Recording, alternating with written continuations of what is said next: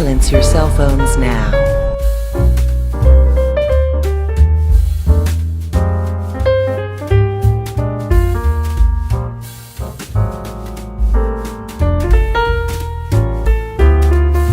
Citizens of the world, I'm here to change your life. anything you want, anything you dream of, you can have it. You look like you saw a ghost. What's going on, YouTube? It's Sensei and Place to Be, Children Mustaine, back with another movie experience. And I know it's the holiday time. Hope everybody out there enjoyed their Christmas, because we got some mega movies that had dropped on Christmas Day to the different streaming services. And this time we're going over to HBO Max to review the highly anticipated, they kept changing throughout the whole year, Wonder Woman 84. So obviously Wonder Woman 84 is a sequel to the original Wonder Woman from 2017. Huge fan of the 2017 Wonder Woman, so obviously I was very excited about Wonder Woman 84.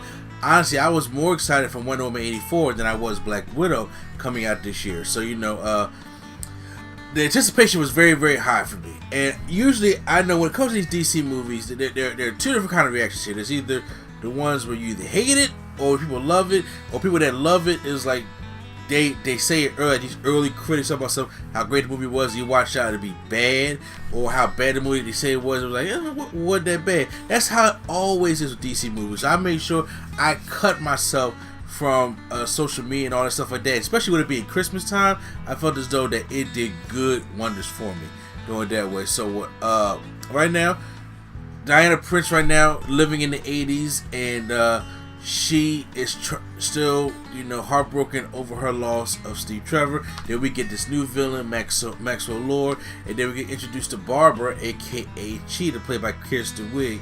And so there's a lot of things that goes on to this movie. So let's just break this down. So I'm gonna give you guys the good, the bad, and my experience, you know, watching the movie, I guess, or slight spoilers. I remember saying I can't do real experience because I'm not going to the movie theater, but I'll do slight spoilers. But first off, let's start off with the good. So start off with the good here, because I understand it's going to be a very mixed review type thing, because honestly, I'm in the minority a lot when it comes to Wonder Woman 84, because I actually enjoyed the movie. And after watching the movie, I've seen spoiler reviews and reviews of that, and I understand why a lot of people don't like this movie. I understand why a lot of people are angry at this movie. And I'm not going to sit there and say I don't understand. They're wrong. It's blasphemy. They don't understand what they're talking about. They always want to down DC. No, I actually agree with them 90% of mostly everything they're talking about. Is that I look at this movie kind of differently. But first, I'm starting with the good here. Gal Gadot as Wonder Woman, she owns this role now. She really owns this role.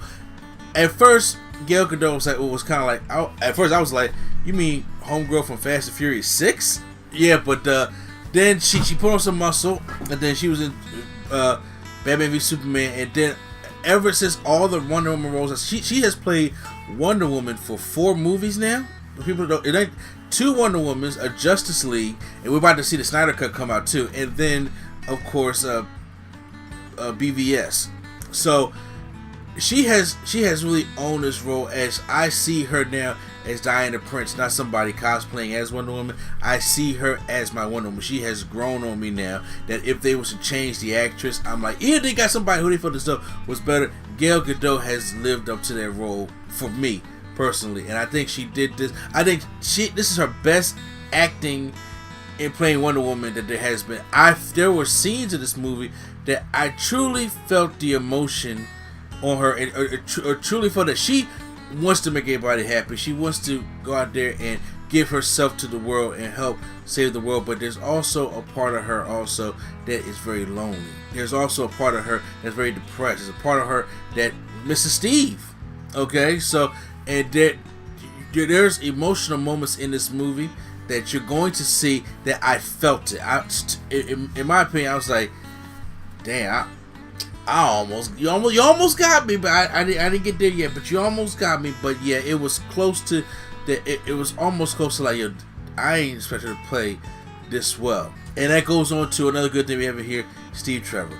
Now, Steve Trevor Obviously, this is not a spoiler. In the trailer, you see he appears back.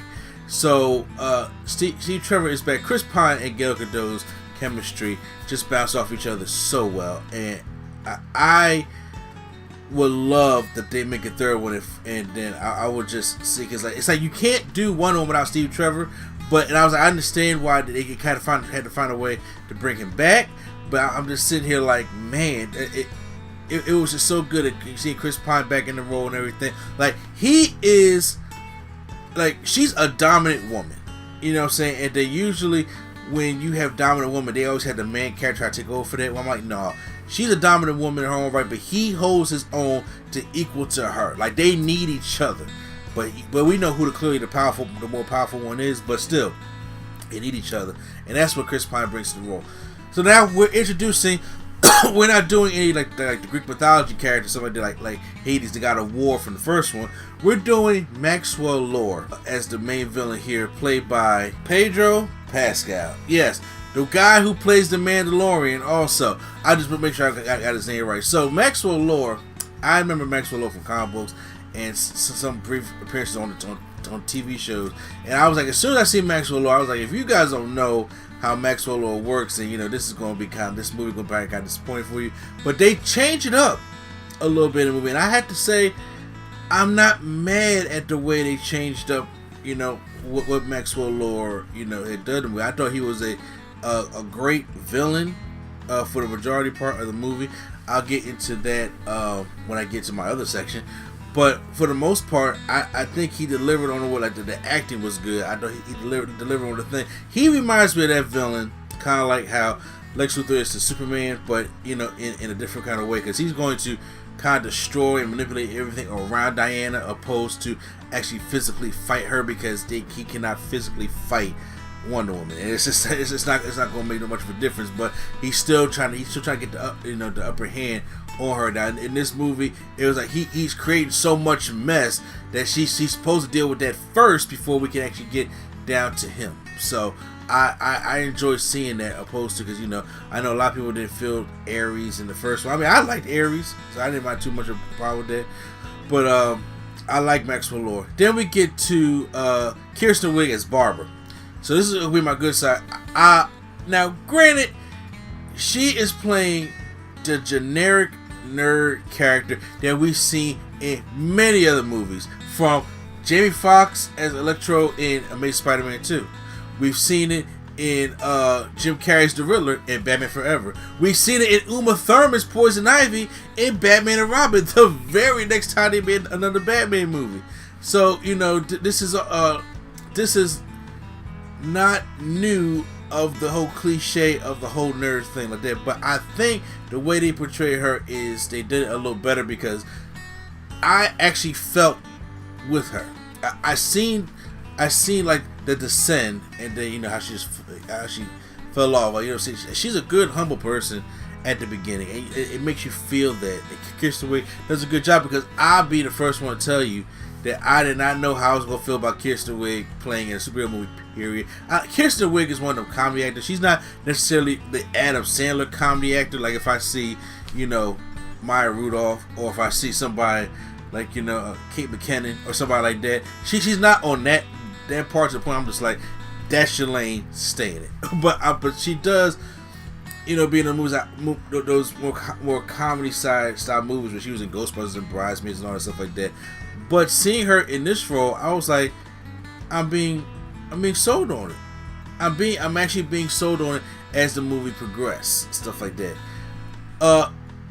So another positive, we're going back to the 80s, okay? And the 80s is a thing that I necessarily enjoy. I'm an old school guy, and so it's very colorful. There's a lot of cheese also with that. I'm not trying to get into some spoilers, but I'll probably say it for the mild spoilers. But hey, the 80s, I think, is a pretty good time. We had Wonder Woman, and there's something that actually reminded me of some 80s superhero movies. But then that's why I had to get into the bad. So I gave y'all guys the good of what I felt about it, but let's get into the bad. And so one of the bads is Steve Trevor. A lot of the good in this movie, it comes with a lot of bad. I don't like the way he came back. Okay, I'm not going to spoil just nothing to say here, but I think they could have did it a better way to have him bring to bring him back. And the way they brought him back asks a lot of questions.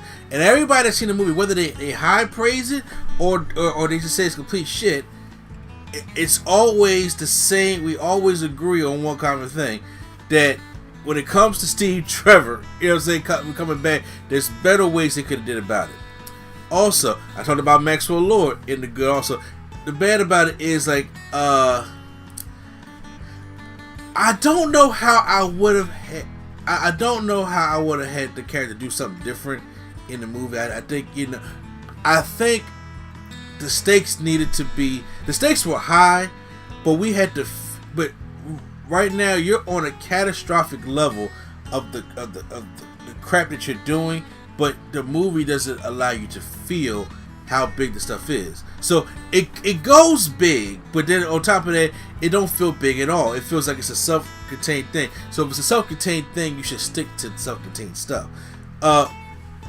When you have these big villains like this, when Thanos comes in Marvel, shit goes down.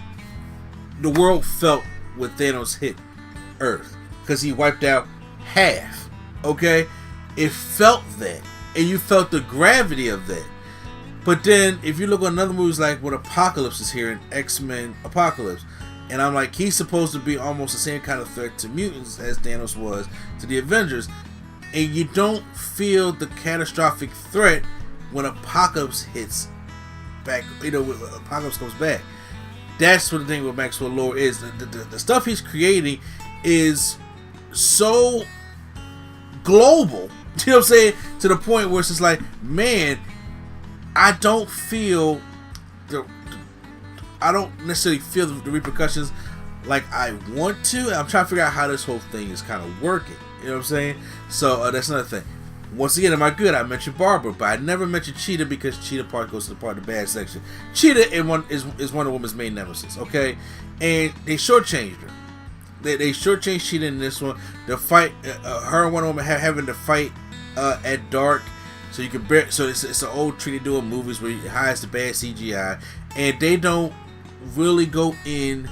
Like, Cheetah is just there for a final physical fight with Wonder Woman, because you can't fight. Like, she go in there and just beat Max Lord. He's dead. Okay, I'm saying, because who Wonder Woman is, but they just need a physical fight for her. But I felt as though there's other ways you could have did the movie, which I'll get more into my spoiler review, to the point where Maxwell Lord could have been that main villain in this one, and you hold the nemesis off for Wonder Woman 3, because I do believe a Wonder Woman 3 is coming, because, and like I said, I'll get more into my spoilers about it. I think in my opinion, you keep Patty Jenkins to direct Wonder Woman 3. I really felt as though, you know, Cheetah didn't work out the way I wanted it to work out.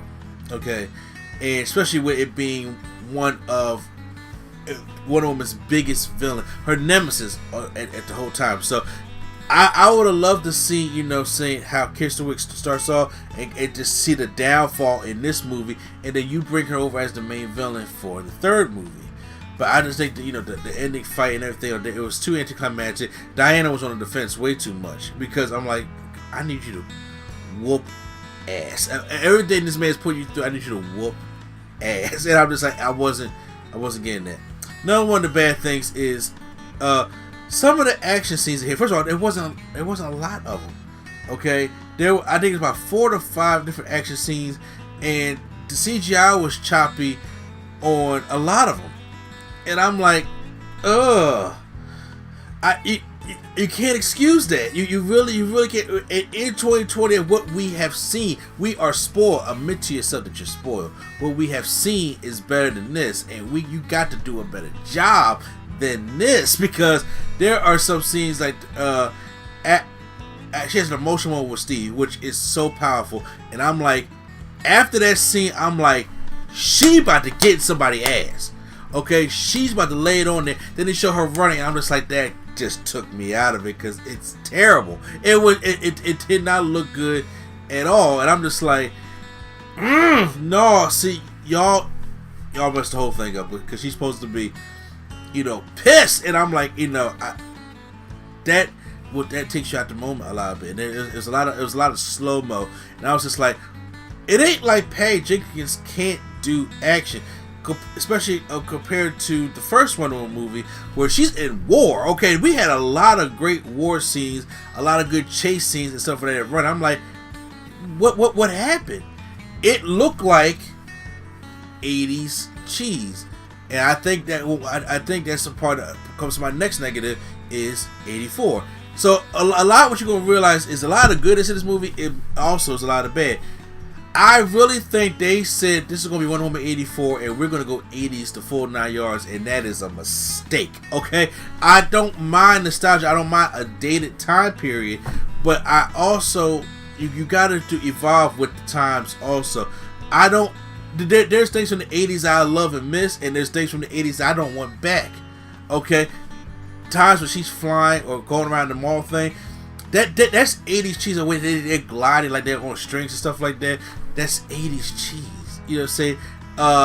It almost kind of reminded me of Superman 3 in a way. You know, I think, you know, the one with Richard Pryor, I was like, this is...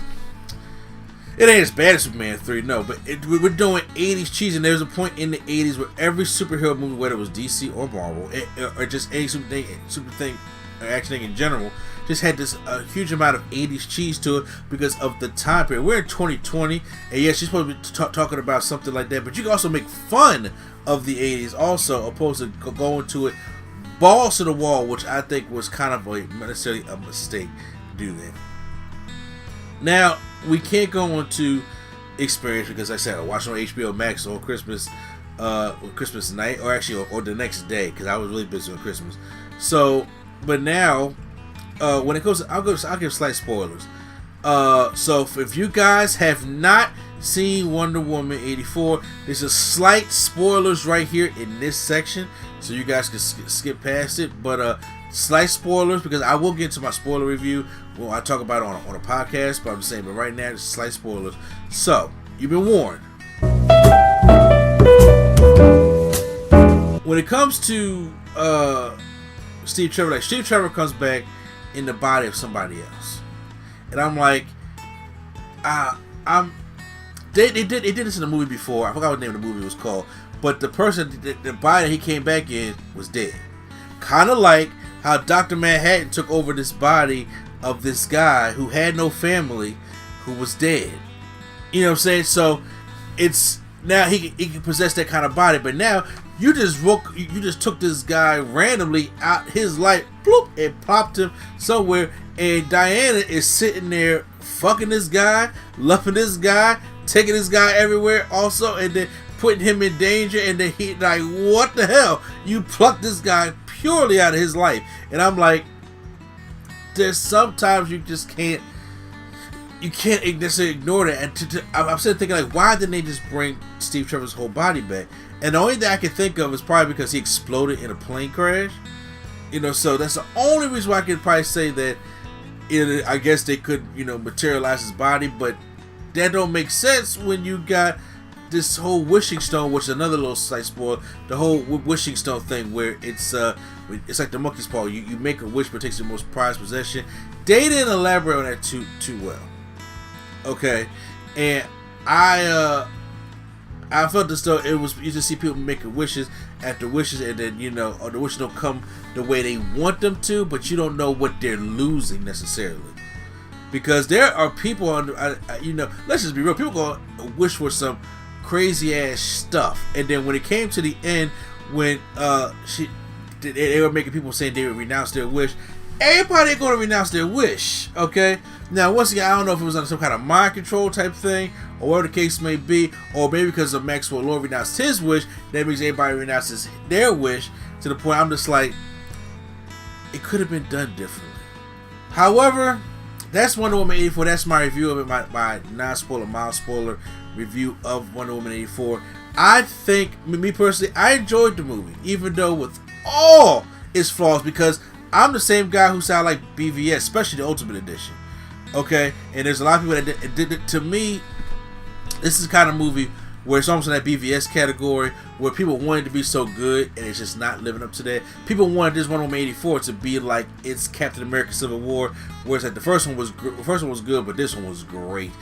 I personally don't think we're going to get that to the third one. I really think you gotta let Patty Jenkins be Patty Jenkins. I think this was a tale of two things going on. They wanted to make the lighthearted Wonder Woman that's in the comics now, the one who's about loving either Superman or Batman or whatever the case may be, and then also going towards the 80s. I think Wonder Woman 3 need to come out strong, because even though it's making money at the box office, even though, you know, people are saying they like it, some people are saying they're having mixed reviews about it, they're going to want to fast track a third one. And I'm all good for a third one with Patty Jenkins, and I really think that Cheetah needs to be that main villain. She needs to be ironed out a lot more. But so my final grade for Wonder Woman 84 is a B-. Alright, which is on that borderline hashtag give it a chance territory. So that's my grade for Wonder Woman 84. Post all your comments down below with no spoilers. If you guys see Wonder Woman 84, what did you guys think of it? Do you guys like the movie? Some people like it, but they don't want to admit it because they don't want anybody to come at them. But if you liked it, it's okay to like it. I'm not saying it's bad to like it, but if you hate it, I understand. I understand. So post any comments down below. Hit the like button if you guys enjoyed my review of it, and hit the subscribe button for my spoiler review coming up on the podcast, the Nerdgasm Talk podcast as well. Later on, hopefully to tomorrow. We'll say starting in the week. So once again, this is NC, a place to be chilling, Mr. A&D, and I'll see you at the movies or your streaming service.